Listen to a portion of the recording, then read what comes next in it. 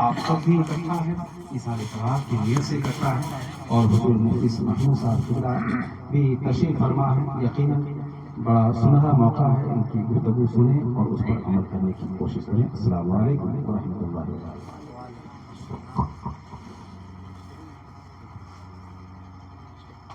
السلام علیکم ورحمۃ اللہ وبرکاتہ۔ الحمد للہ رب العالمین، والصلاة والسلام علی سید الانبیاء والمرسلین، وعلی آلہ وصحبہ اجمعین۔ اما بعد، أعوذ بالله من الشيطان الرجيم، بسم الله الرحمن الرحيم۔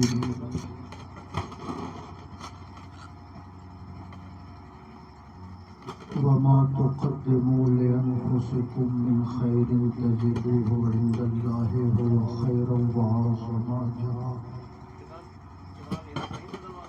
آمنت بالله صدق الله مولانا العظيم،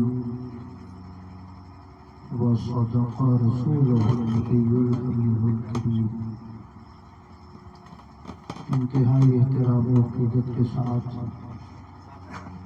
اپنے آقا کے دربار گہربار میں درود و سلام کی نظر پیش کیجیے۔ اللہم صلی علی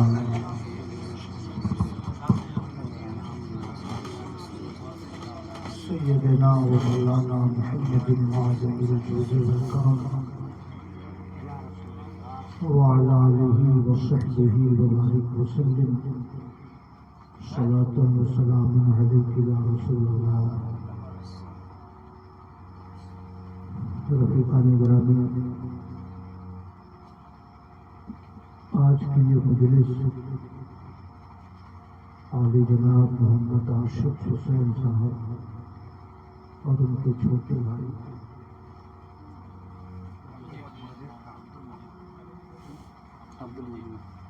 عبد المجید خان صاحب نے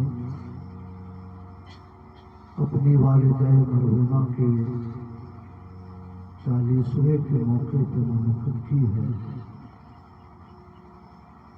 دعا کر لیجیے اللہ رب العزت ان کے گناہوں کو معاف فرمائے، انہیں جنت الفردوس میں جگہ عطا فرمائے، اور جو کوتاہیاں، جو لغزشیں ان سے سرزد ہوئی ہوں، اللہ پاک ان لغزشوں سے درگزر فرما کر انہیں جوار رحمت میں جگہ عطا فرمائے۔ بہت دیر سے آپ حضرات یہاں پہ بیٹھے ہیں، بارش کی وجہ سے انتظامات میں تھوڑی دشواری ہوئی، بارش کا پھر امکان محسوس ہو رہا ہے، اس لیے بہت دیر تک یہ مجلس جاری نہیں رہ سکتی ہے۔ 15-20 منٹ یا آدھے گھنٹے میں 2-4 باتیں عرض کر کے میں آپ حضرات سے رخصت ہوتا ہوں۔ درود پاک پیش کریں۔ اللہم صلی علی سیدنا و مولانا محمد معظم الجود والکرم، وعلی آلہ وصحبہ وبارک وسلم۔ صلاۃ و سلام علیک یا رسول اللہ۔ دل میں ہو یاد تیری، گوشہ تنہائی ہو،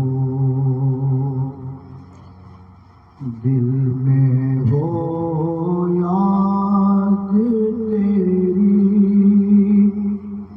گوشہ تنہائی ہو، پھر تو خلوت میں عجب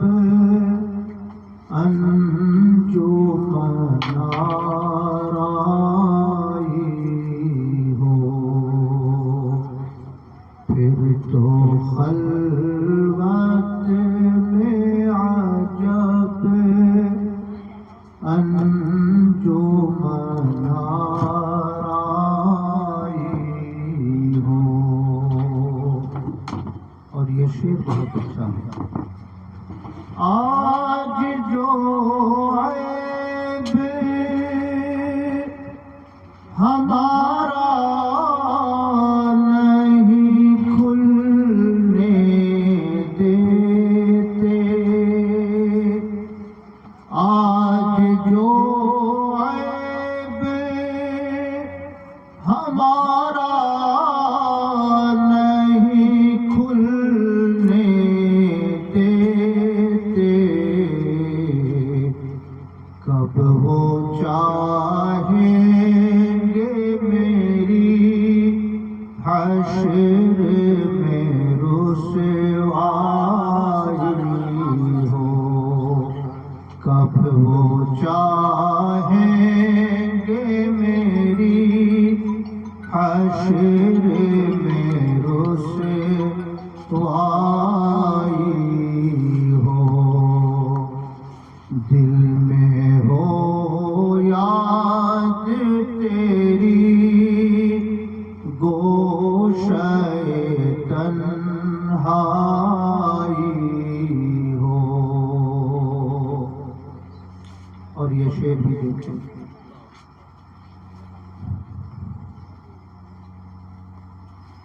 آج جو عیب ہمارا نہیں کھلنے دیتے. مقطع میں اعلیٰ حضرت کے مجلے بھائی حضرت استاد زمن فرماتے ہیں، بندے جب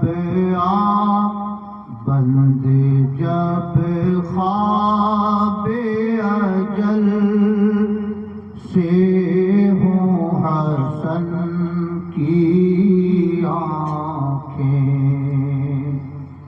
بندے جب خواب اجل سے ہوں حسن کی آنکھیں، بندے جب خواب اجل سے ہوں حسن کی آنکھیں، اس کی نظروں میں تیرا جلوہ زیبائی ہو، اس کی نظروں میں تیرا جلوہ زیبائی ہو. عاشق صاحب کا گھر تھوڑا سا کنارے میں، آنے میں تھوڑی سی محنت کرنی پڑتی ہے، مگر ایسی جگہوں پر جب آدمی رہے تو ہر نماز اذان دے کر پڑھنی چاہیے. تنہا بھی اب نماز پڑھنی ہو تو اذان بلند آواز سے دیجیے اور نماز پڑھیے. اس سے کئی فائدے حاصل ہوتے ہیں. سب سے بڑا فائدہ یہ حاصل ہوتا ہے کہ وہاں کی جتنی چیزیں ہوتی ہیں وہ سب آپ کے دین و ایمان کی گواہ بن جاتی ہیں. حدیث شریف میں آیا کہ قیامت کے دن جب اہل محشر کا اجتماع ہوگا تو اذان دینے والوں کا سر سب سے اونچا ہوگا. اور حدیث شریف میں یہ بھی آیا کہ اذان دینے والوں کی آواز جہاں تک پہنچتی ہے، پیڑ پودے شجر و حجر زمین آسمان ہر مخلوق اس کے لیے مغفرت کی دعا کیا کرتی ہے. سبحان اللہ۔ میرے بھائیوں، تو اس سے بہتر موقع اور کیا ہے؟ آدمی غیر مسلموں کے بیچ میں رہتا ہے تو اذان دینے میں تھوڑی سی دشواریوں کا بھی اندیشہ رہتا ہے غیر مسلموں کی طرف سے، لیکن آدمی اگر تنہا کہیں رہتا ہو تو جب چاہے وہ آرام سے اذان دے سکتا ہے اور اپنے دین و ایمان کا گواہ آس پاس کی تمام مخلوقات کو بنا سکتا ہے۔ اعلیٰ حضرت امام احمد رضا خان قدس سرہ العزیز جب جبل پور پہنچے، وہاں اعلیٰ حضرت کے خلیفہ رہتے تھے برہان ملت، تو وہاں ایک جھیل ہے دھواں دھار، تو مریدوں نے اصرار کیا کہ حضور تشریف لے چلے، ذرا سا گھوم لیجیے، طبیعت کچھ بہل جائے گی۔ تو اعلیٰ حضرت نے فرمایا کہ مجھے سیر و تفریح سے کوئی شوق نہیں ہے، آپ حضرات گھوم آئیے۔ مگر بہت زیادہ اصرار ہوا تو اعلیٰ حضرت تشریف لے گئے، ایک کشتی پہ بیٹھایا گیا اور جھیل میں ان کو یہاں سے وہاں، وہاں سے وہاں لے جایا گیا۔ تو اس جھیل میں کنارے کنارے کہیں کہیں چٹانیں بھی ابھری ہوئی، تو جب بھی کسی چٹان کے پاس سے اعلیٰ حضرت گزرتے تو بلند آواز سے پڑھتے اشہد ان لا الہ الا اللہ واشہد ان محمد رسول اللہ، بلند آواز سے پڑھتے۔ تو بعض مریدوں نے عرض کیا حضور کلمہ طیبہ تو پڑھنا ہی چاہیے، مگر یہ جھیل میں کلمہ شہادت پڑھنے کا کیا موقع؟ تو اعلیٰ حضرت امام احمد رضا نے فرمایا کہ میں کلمہ شہادت پڑھ کر ان چٹانوں کو اپنے ایمان کا گواہ بنا رہا ہوں۔ سبحان اللہ۔ اور قیامت کے دن جب یہ چٹان اٹھائے جائیں گے تو یہ ہمارے دین و ایمان کی گواہی دیں گے، اس لیے میں کلمہ طیبہ پڑھ کر ان کو اپنے ایمان کا گواہ بنا رہا ہوں۔ سبحان اللہ۔ آدمی کو گواہ بنائیے تو آدمی کی عمر 50 سال 60 سال، چٹانوں کی عمر 1000 سال ہے نا میرے بھائیوں۔ اس لیے بزرگوں نے فرمایا کہ چلتے پھرتے اٹھتے بیٹھتے کلمہ طیبہ پڑھتے رہیے، جہاں پڑھیے گا وہ جگہ آپ کے ایمان کی گواہی دے گی۔ پیڑ کے پاس پڑھیے گا تو پیڑ آپ کے ایمان کا گواہی دے گا، راستے میں پڑھیے گا تو راستہ بھی آپ کے ایمان کی گواہی دے گا۔ سبحان اللہ۔ اور وہیں پر اعلیٰ حضرت کے چھوٹے شہزادے حضور مفتی اعظم ہند نے ایک واقعہ لکھا ہے، اور اس واقعے کو امام غزالی رضی اللہ تعالی عنہ نے سلوۃ العارفین میں نقل فرمایا ہے۔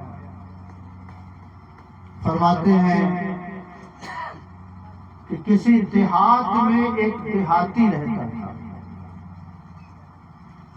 اس نے اپنے دروازے پر ایک طاق بنا رکھا تھا دیوار میں، جب بھی نماز کا وقت آتا اس طاق میں اس نے 5 ڈھیلے رکھے تھے۔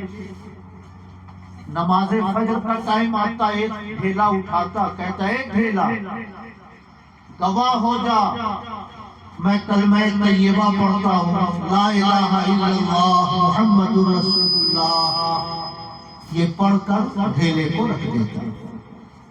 ظہر کا ٹائم آتا پھر ایک ڈھیلا اٹھاتا، کہتا ہے ڈھیلا گواہ ہو جا میں نماز ظہر پڑھنے جا رہا ہوں اور میں اللہ پر ایمان رکھتا ہوں، لا الہ الا اللہ محمد رسول اللہ، ڈھیلا کو پھر رکھ دیتا۔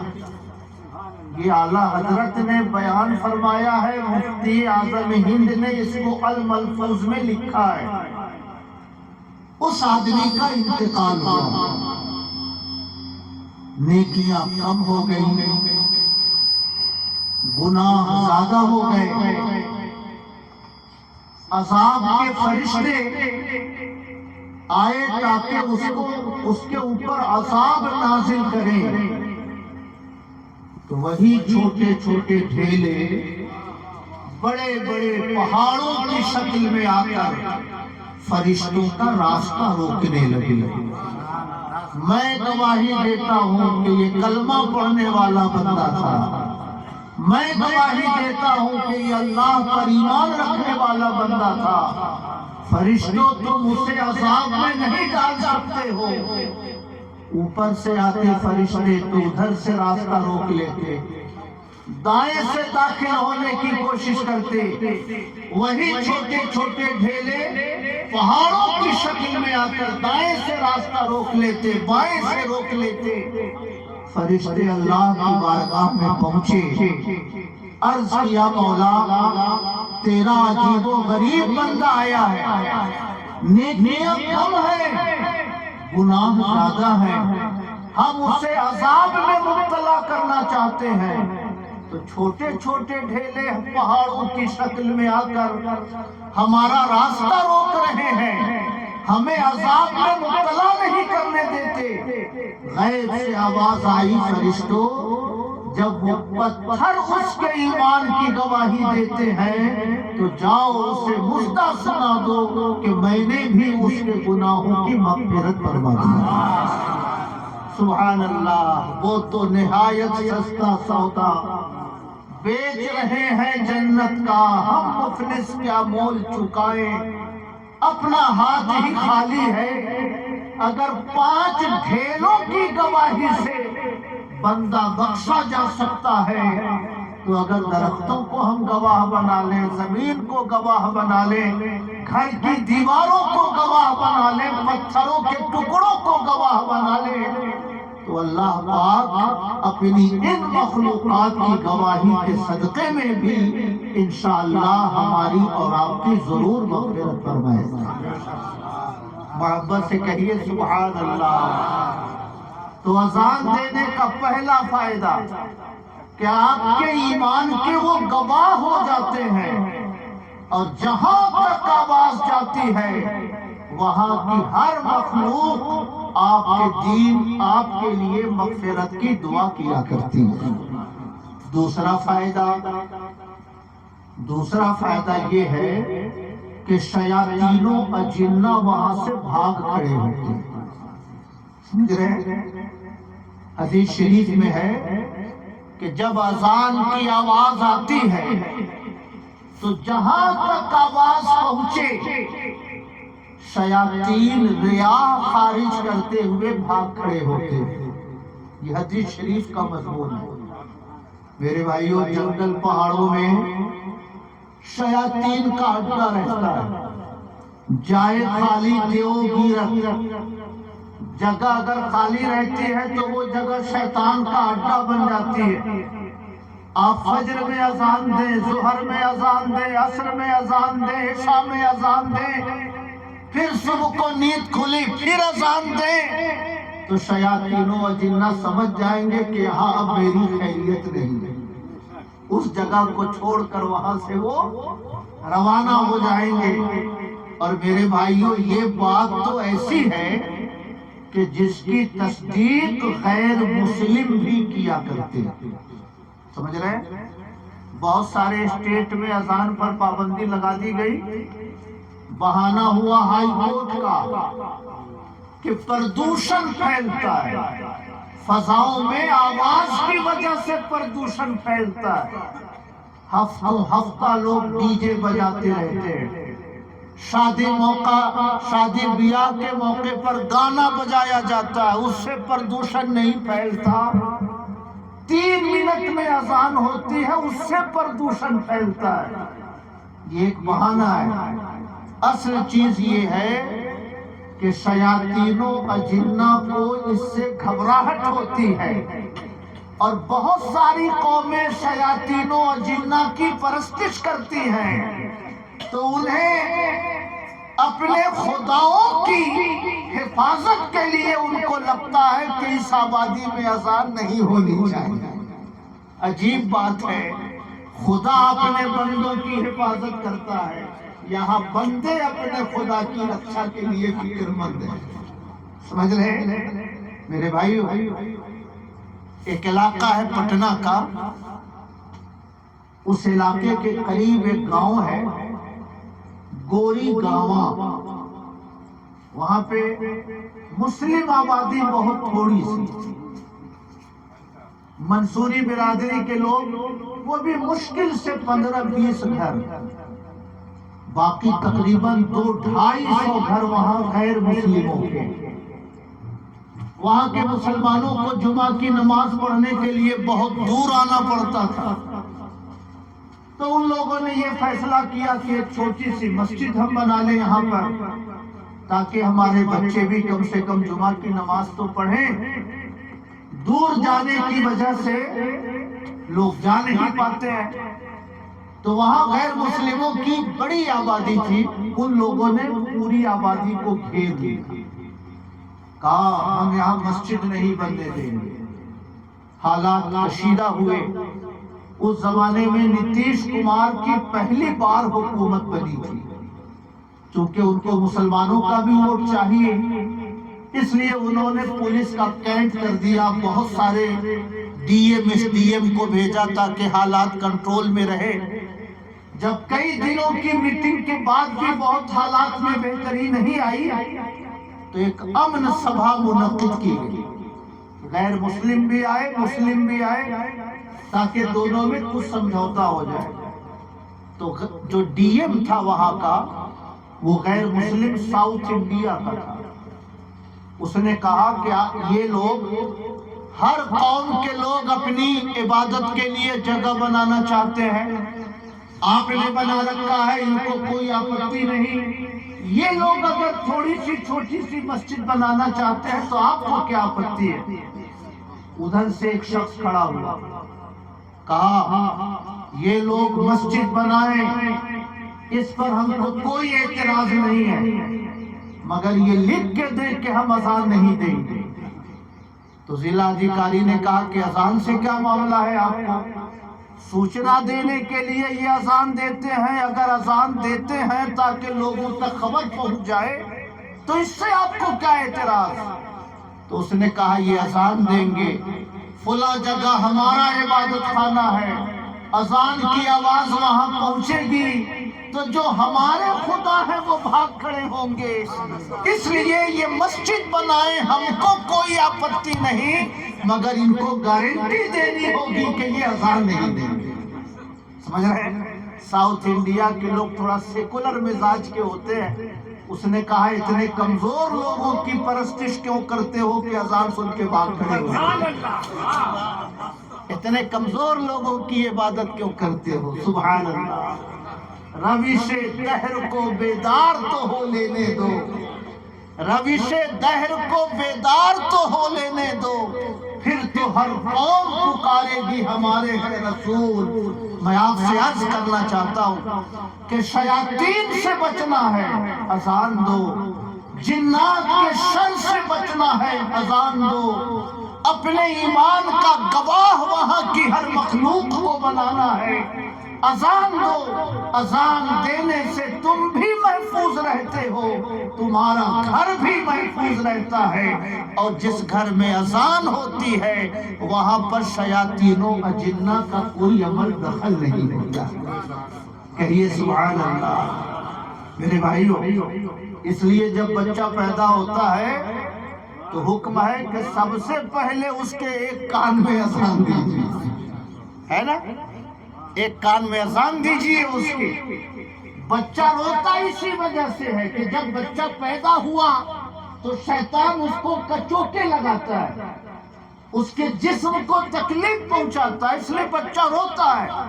تو حکم ہے کہ اذان دو.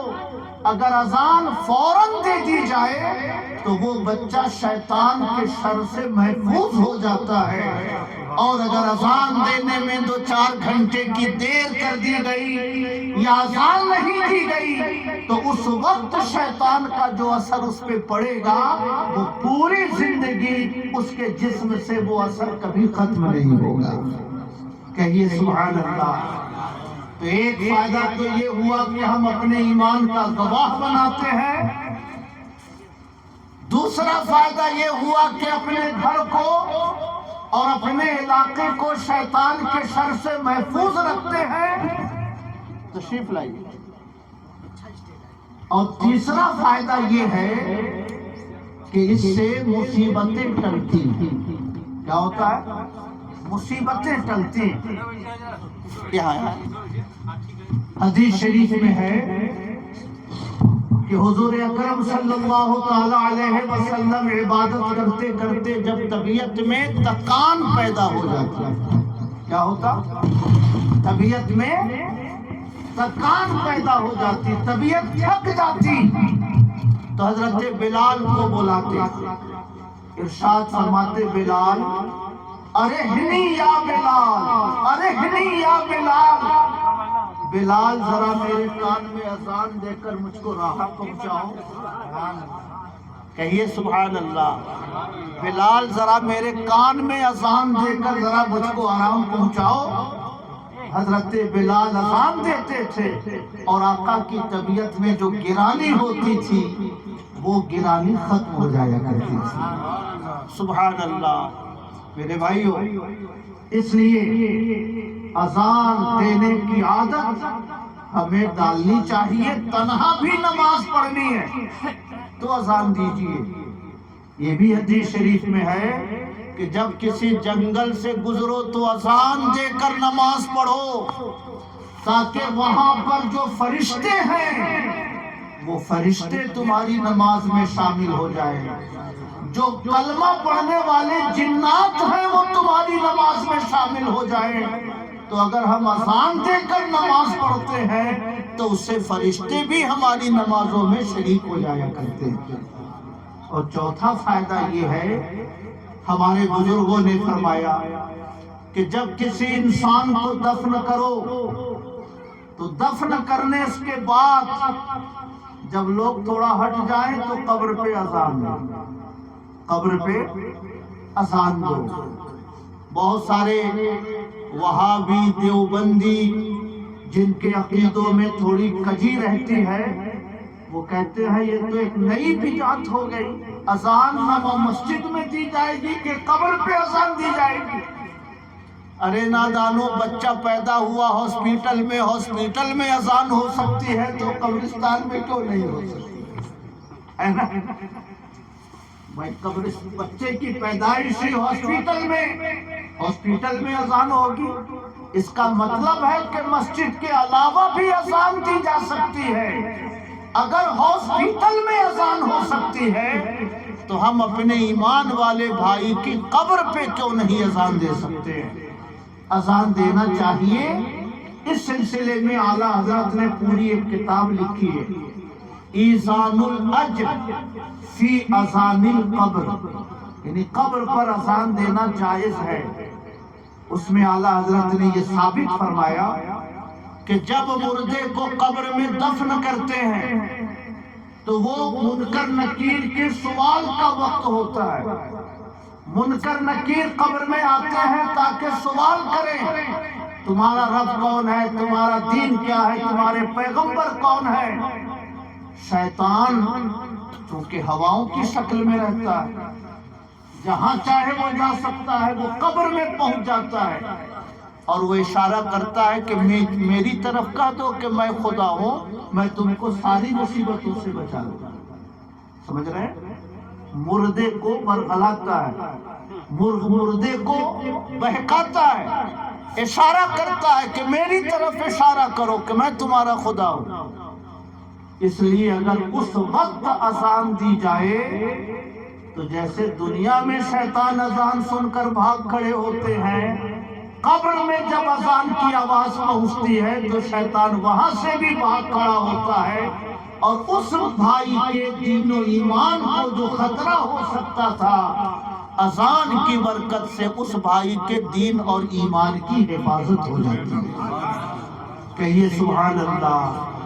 جو خطرہ تھا شیطان کا وہ ختم اذان سے. اور جب مردے نے اذان سنی اللہ اکبر اللہ اکبر، تو اب اس کو بتانے کی کیا ضرورت ہے کہ تمہارا خدا کون ہے.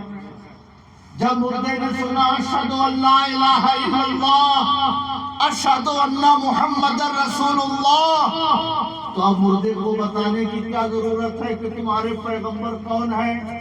تو جو شیطان کا خطرہ تھا وہ خطرہ بھی ٹل جاتا ہے، اور مردے کو منکر نکیر کے جواب میں آسانی بھی ہو جاتی ہے۔ کہیے سبحان اللہ۔ اس لیے ہمیں اپنے مرحومین کی قبروں پر بھی اذان دینا چاہیے اور بھاگنا نہیں چاہیے، جلدی سے بھاگنا نہیں چاہیے۔ مجھے ایسا یاد آتا ہے کہ میں نے آج ہی کل آپ کے ہاں بیان کیا یا کہاں بیان کیا، ایک بڑے مشہور صحابی ہیں حضرت عمرو ابن عاص رضی اللہ تعالی عنہ۔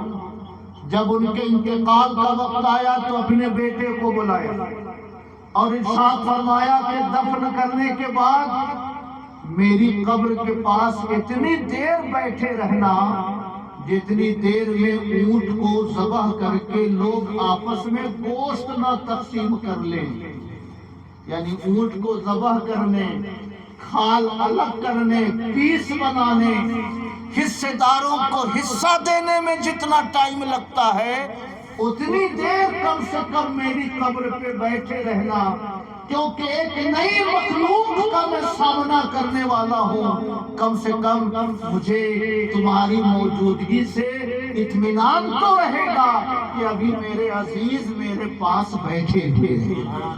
کہیے سبحان اللہ۔ میرے بھائیو، جو صحابی ہوتے ہیں وہ جنتی ہوتے ہیں، غوث سے افضل ہوتے ہیں صحابی، خواجہ سے افضل ہوتے ہیں صحابی، ابدال سے افضل ہوتے ہیں صحابی، اقطاب سے افضل ہوتے ہیں صحابی، پیغمبروں کے بعد سب سے افضل صحابہ کرام ہوتے ہیں۔ مگر وہ فرما رہے ہیں کہ قبر سے جلدی نہ جانا، اتنی دیر بیٹھے رہنا جتنی دیر میں ایک اونٹ کو ذبح کر کے لوگ حصہ بانٹ لیں۔ جب وہ وصیت فرما رہے ہیں تو ہم لوگوں کو اس وصیت کی تو ان سے 1000 درجے زیادہ ضرورت ہے نا؟ سبحان اللہ۔ اس لیے قبر کے پاس اذان دینا چاہیے اور وہاں بیٹھ کر مردے کو تلقین کرنا چاہیے، مردے کو تلقین کرنا چاہیے۔ تلقین کا طریقہ میں نے راجوں میں بتایا تھا، کھینچوا میں۔ چہرے کے پاس بیٹھ جائیے اور نام لیجئے ان کا، اے میرے چچا، یاد کیجئے کہ اللہ تعالیٰ آپ کا رب ہے، حضور اقدس صلی اللہ علیہ وسلم آپ کے پیغمبر ہیں، اسلام آپ کا مذہب ہے۔ ان کا نام لے کر فلاں صاحب یاد کیجئے اللہ تعالیٰ آپ کا رب ہے، حضور اکرم صلی اللہ علیہ وسلم آپ کے پیغمبر ہیں، اسلام آپ کا مذہب ہے۔ پھر اسی کو ریپیٹ کیجئے، 10-20 بار بولتے رہیے۔ حدیث شریف میں ہے کہ جب پہلی بار اوپر سے تلقین کی جاتی ہے تو مردہ آنکھیں مسلتے ہوئے اٹھ کے بیٹھ جاتا ہے، جب دوبارہ تلقین کی جاتی ہے تو تھوڑا ہوش میں آتا ہے، جب تیسری بار تلقین کی جاتی ہے تو کہتا ہے اللہ تم پر رحمت نازل فرمائے، تو نے تو میرے سوال کا حل عطا کر دیا۔ اسی لمحے میں فرشتے آتے ہیں، وہ جب دیکھتے ہیں کہ اوپر سے تلقین کی جا رہی ہے تو فرشتے کہتے ہیں چلو چلو، اس کے بھائی نے تو اس کو جواب سکھلا دیا، چلو اس کے بھائی نے تو اس کو جواب سکھلا دیا۔ کہیے سبحان اللہ۔ میرے بھائیوں، اس لیے میں آپ سے عرض کرنا چاہتا ہوں، کسی بھی مردے کی موت کے بعد موت کا لمحہ یہ سب سے مشکل لمحہ ہوتا ہے، اور موت کے بعد قبر میں دفن کرنے کے 1 گھنٹے کے اندر کا ٹائم وہ سب سے مشکل ٹائم ہوتا ہے۔ ایسے موقعوں پر آدمی کو گھبرانا نہیں چاہیے بلکہ محبت سے بیٹھے رہنا چاہیے، اور جو صورتیں یاد ہوں، جو دعائیں یاد ہوں، وہ پڑھ پڑھ کر مردے کی مغفرت کی دعا کرنی چاہیے۔ سبحان اللہ۔ ہمارے عبد المجیب صاحب کی والدہ کی طبیعت بہت ناساز ہوئی تو انہوں نے ویڑھن سے فون کیا کہ طبیعت بہت ناساز ہے، آپ دعا کر دیجئے کہ اللہ پاک ان کو صحت دے دے۔ پھر تھوڑی دیر کے بعد فون آیا کہ طبیعت بہت زیادہ خراب ہے۔ ہم نے کہا اگر آپ کو لگتا ہو کہ حالات ٹھیک نہیں ہیں تو سورہ یاسین شریف پڑھنا شروع کیجئے۔ سورہ یاسین شریف انہوں نے پڑھنا شروع کیا اور تھوڑی ہی دیر میں اللہ پاک نے ان کی روح کو اپنی بارگاہ میں بلا لیا۔ کہیے سبحان اللہ۔ میرے بھائیوں، وہ وقت بھی انتہائی خطرے والا وقت ہوتا ہے، اس لیے اگر اس وقت سورہ یاسین سننا نصیب ہو جائے تو ظن غالب ہے کہ مردے کا خاتمہ ایمان پر ہوگا، اور جب خاتمہ ایمان پر ہو جائے تو باقی کا سفر اللہ تعالیٰ اپنے کرم سے ضرور آسان فرما دے گا۔ درود شریف پڑھیں، اللہم صلی علی سیدنا ومولانا محمد معدن الجود والکرم وعلى آلہ وصحبہ وبارک وسلم صلاۃ وسلاما علیک یا رسول اللہ۔ آج کل زیادہ تر لوگ رشتہ داری نبھانے آتے ہیں، زیادہ تر لوگ رشتہ داری نبھانے آتے ہیں۔ ہم نہیں جائیں گے تو وہ بھی ہمارے یہاں نہیں آئے، ہم نہیں جائیں گے تو کہیں گے دیکھو فلانواں نہیں آیا، فلانواں نہیں آیا۔ تو لوگ لاج بچانے زیادہ تر جاتے ہیں، مردے کو راحت پہنچانے کی نیت کم لوگوں میں ہوتی ہے۔ اور اگر آپ نے کچھ قرآن ان کے لیے نہیں پڑھا، آپ نے کچھ تسبیح و تحلیل نہیں پڑھی، تو اگر 1,00,000 2,00,000 کی بھیڑ جمع بھی ہو جائے تو آپ کے جمع ہونے سے مردے کو کیا ملا؟ مردے کو کیا ملا؟ اس لیے میرے بھائیوں، نہ رشتہ داری نبھانے والی بات ذہن میں رکھیے، نہ ٹائم پاس والا کوئی خیال دل میں لائیے، یہ سوچ کر جائیے کہ میرا بھائی ڈوب رہا ہے، میں اسے قرآن پڑھ کر نکالنے کی کوشش کروں گا۔ میرا بھائی رب کی بارگاہ میں جا رہا ہے، کچھ نیکیاں اسے پہنچاؤں گا، اس کی نیکیوں میں کچھ اضافہ کروں گا تاکہ میرے بھائی کی آخرت کا سفر آسان ہو جائے۔ اس نیت سے اگر آپ جائیں گے تو نہ وہاں موبائل کا خیال آئے گا، نہ کسی سے خیریت پوچھنے کی کوئی ضرورت محسوس ہوگی۔ جتنی دیر رہیے گا قرآن پڑھ کر، درود شریف پڑھ کر، کلمہ طیبہ پڑھ کر اس کی روح کو ثواب پہنچائیے گا تو اللہ تعالیٰ اس کی آخرت کے سفر کو بہت آسان فرما دے گا۔ سبحان اللہ۔ ماسٹر وکیل صاحب کا انتقال ہوا، میں نے وہاں پر اعلان کیا کہ سب لوگ آج ہی سے طے کر لیجئے 40واں آنے سے پہلے کہ 70,000 بار کلمہ ان کے لیے ہم پڑھیں گے، کھانا پکے کہ نہ پکے، مچھلی پکے کہ نہ پکے، پنڈال بنے کہ نہ بنے، اس پنڈال سے مردے کو کیا فائدہ ہوا؟ اس چوکی سے کیا فائدہ ہوا؟ چوکی تو اس لیے لگی ہے تاکہ علماء بیٹھے، پنڈال تو اس لیے لگا ہے تاکہ بارش میں ہم نہ بھیگے، مائک اس لیے لگا ہے تاکہ آواز دور تک پہنچے۔ اس سے مردے کو کیا راحت ملی؟ مردے کو راحت اسی سے ملے گی جو آپ پڑھ کر اس کی روح کو پہنچائیں گے۔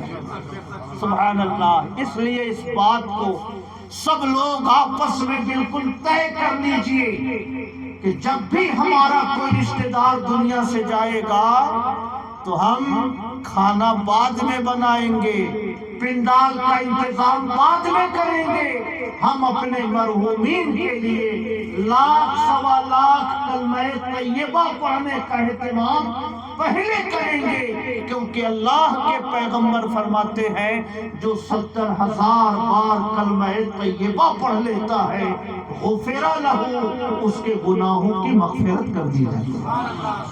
سبحان اللہ۔ 70,000 بار، اور بعض علماء نے کہا 1,25,000 بار، تو کیوں نہ ہم 1,25,000 ہی پڑھ لیں تاکہ 70,000 کے پورا ہونے میں بھی کوئی شک نہ ہو اور سارے مذہب پر ہمارا عمل ہو جائے۔ اور سبحان اللہ میرے بھائیوں، اس سلسلے میں میں ہمیشہ اپنے بھائیوں سے کہتا ہوں کلمہ پڑھتے رہیے، ایمان کا گواہ بناتے رہیے، کلمہ پڑھتے رہیے، اپنے گناہوں کو دھوتے رہیے، کلمہ پڑھتے رہیے۔ ایکسیڈنٹ ہوگا تو خود بخود زبان پر کلمہ آ جائے گا، بیمار پڑیے گا تو کلمہ آ جائے گا۔ صبح شام آدمی جو پڑھتا ہے، چلتے پھرتے جس کا ورد کرتا ہے، جب آدمی کسی آفت مصیبت میں ہو تو زبان پر وہ کلمہ خود بخود جاری ہو جاتا ہے۔ اور اللہ کے پیغمبر فرماتے ہیں من کانا آخر قولہ لا الہ الا اللہ دخل الجنہ، جس کی زبان سے نکلنے والا آخری جملہ لا الہ الا اللہ کا ہوگا، دخل الجنہ، وہ مرتے ہی جنت میں داخل کر دیا۔ کہیے سبحان اللہ۔ وہ تو نہایت سستا سودا بیچ رہے ہیں جنت کا، ہم مفلس کیا مول چکائیں، اپنا ہاتھ ہی خالی ہے۔ اللہ رب العزت علی جناب عاشق حسین صاحب عبد المجیب صاحب کی والدہ مرحومہ کی قبر پر اپنی رحمتوں کی بارشیں نازل فرمائے، ان کے گناہوں کو معاف فرمائے، اور اللہ پاک انہیں جنت الفردوس میں جگہ عطا فرمائے۔ عاشق صاحب نے نہیں پڑھا ہو تو پڑھ کر ان کی روح کو ضرور ثواب پہنچائیے، کیونکہ بزرگوں کے عمل سے اس پر مغفرت کا ثابت ہونا ثابت ہے۔ کئی بزرگوں سے یہ بات ثابت ہے۔ اگر میں اس کو شروع کروں گا تو آدھا گھنٹہ اور لگ جائے گا۔ جمعہ کی نماز، جوہر کی نماز ہم نے نہیں پڑھی ہے، پڑھنا ہے۔ پڑھوا دیجیے کلمہ کل اللہ بھی پڑھ دیں گے تو کچھ ماشاءاللہ۔ ابھی ہمارے بعد حضرت علامہ مولانا سلیم صاحب تشریف لائیں گے۔ آپ لوگ سب لوگ 11 بار قل ہو اللہ احد ان کے لیے ضرور پڑھیے گا، اور مرحومہ کے لیے ایصال ثواب ضرور کیجیے گا۔ امام محی الدین ابن عربی کا یہ بڑا مشہور واقعہ ہے۔ میں نے یہ بات امام محی الدین ابن عربی کے واقعے میں پڑھا، امام جلال الدین سیوطی کی کتاب میں پڑھا، مجدد الفسانی کی کتاب میں پڑھا، ملا علی قاری کی مرقات المفاتیح میں پڑھا، اعلیٰ حضرت امام احمد رضا کے الملفوظ میں پڑھا۔ ان پانچوں مجددین نے ایصال ثواب کے لیے 70,000 بار کلمہ طیبہ پڑھنے کی تلقین فرمائی۔ بلکہ امام محی الدین ابن عربی کا واقعہ تو سب سے دلچسپ ہے۔ ان ایک شخص تھا جو صبح شام ان پہ لعنت بھیجتا تھا۔ بغداد میں انتقال ہوا، امام محی الدین ابن عربی کو گھر کے لوگوں نے بلایا کہ ذرا جنازہ پڑھا دیجیے۔ گئے، جنازہ پڑھا دی۔ صاحب کشف بزرگ تھے، اس کے بعد ایک گھر میں گوشہ نشی ہو گئے، کھانا گیا دوپہر کا شام کا نہیں کھایا۔ اگلے دن جب مغرب کا ٹائم آیا تو کھانا منگوا کر کھایا، تو لوگوں نے پوچھا حضور اتنا صدمہ آپ کو ایسے شخص کی موت پر کہ جو آپ کو لعنت بھیجتا تھا روزانہ؟ تو امام محی الدین ابن عربی نے فرمایا کہ جب میں نے اس کی جنازہ پڑھائی تو مجھے بتایا گیا کا مطلب الہام ہوا، کشف ہوا کہ اس کا انجام اچھا نہیں ہے۔ میں نے اللہ کی رحمت پر بھروسہ کرتے ہوئے قسم کھا لی کہ جب تک یہ بخشا نہیں جائے گا میں کھانا نہیں کھاؤں گا۔ بزرگوں کی شان بڑی نرالی۔ فرمایا اس وقت سے میں نے کلمہ طیبہ پڑھنا شروع کیا، ابھی میں نے 70,000 بار کلمہ مکمل کیا ہے، ابھی میں نے اس کی روح کو بخشا ہے، اور مجھے بشارت دی گئی کہ بخش دیا گیا۔ اب میں نے کھانا منگوا کر تھوڑا سا تناول کیا۔ کہیے سبحان اللہ، سبحان اللہ۔ وہ تو نہایت سستا سودا بیچ رہے ہیں جنت کا، ہم مفلس کیا مول چکائے، اپنا ہاتھ ہی خالی ہے۔ ہم لوگوں کی زیادہ تر توجہ کھلانے پہ رہتی ہے، کھانا بڑھیا بنے، کنٹل 2 کنٹل بنے۔ اس علاقے میں تو اتنا گوشت پکتا ہے کہ ہم لوگوں کو حیرت ہوتی ہے کہ اتنا گوشت آتا کہاں سے ہے، سمجھ رہے؟ مگر اس کو تھوڑا کم کریں، سادہ کھانا بنوائیے۔ اور اتنے لوگ ہیں اور الحمدللہ سب رشتہ داری سے جڑے ہوئے، مجھے امید ہے بلکہ یقین ہے کہ آپ ساگ بھی بنوائیں گے تو سب آئیں گے، ہے نا؟ گوشت کے ارادے سے کوئی بھائی ہمارا نہیں آتا۔ تو ایک تو مردے کا انتقال ہوا، دوا علاج کا خرچہ، ہاسپٹل کا خرچہ، گھر سے ہمارا رشتہ دار رخصت ہوا اس کا ٹینشن، اور اوپر سے یہ بوجھ کا 1 کوئنٹل گوشت پکائیے، 1 کوئنٹل لوگوں کو کھانا کھلائیے۔ اس لیے میں یہ تو آپ سے نہیں کہہ سکتا کہ بند کر دیجئے فوراً، مگر میں یہ آپ سے ضرور گزارش کرتا ہوں کہ گوشت ختم کریے، سادہ کھانا دال چاول بنائیے۔ اگر کوئی قریب کا بھائی ہے تو اپنے گھر جا کے کھا لیں گے، اگر دور سے کوئی آئے ہوئے بھائی ہے تو وہ تھوڑا موڑا کھا کر اپنے گھر جائیں گے۔ چونکہ یہ دعوت بنیادی طور سے منع ہے، تو جو دعوت منع ہو اس کے لیے ہم 25-50 ہزار روپیہ کیوں خرچ کرنے جائیں؟ اس کی جگہ کلمہ طیبہ پڑھوائیے، اس کی جگہ قرآن پڑھوائیے، اس کی جگہ قل ہو اللہ احد کی تلاوت کروائیے۔ ابھی ہمارے ایک ہم سبق ساتھی تھے مفتی ارشاد احمد رضوی، میرے ساتھ درجہ ثالثہ سے لے کر درجہ تخصص تک انہوں نے مبارک پور میں تعلیم حاصل کی۔ ابھی ان کا انتقال ہوا 24 یا 27 جولائی کو، تو میں نے مدرسے کے سارے لڑکوں کو بیٹھا کر 1.25 لاکھ کلمہ پڑھوایا، 1.25 لاکھ بار قل ہو اللہ احد پڑھوایا، اور پھر تھوڑی سی شیرینی منگوا کر، بلکہ ہم کو لگتا ہے کہ شیرینی کے بغیر ہی ایک عالم نے مغفرت کی دعا کی۔ مجھے ایسا لگتا ہے کہ وہ ایصال ثواب کھانے پینے والے ایصال ثواب پر 1000 درجے بھاری ہے۔ تو اللہ پاک اس مجلس کو قبول فرمائے، اور عالی جناب عاشق صاحب نے، ان کے بھائیوں نے اس مجلس کا اہتمام کیا، اللہ پاک سب کو جزائے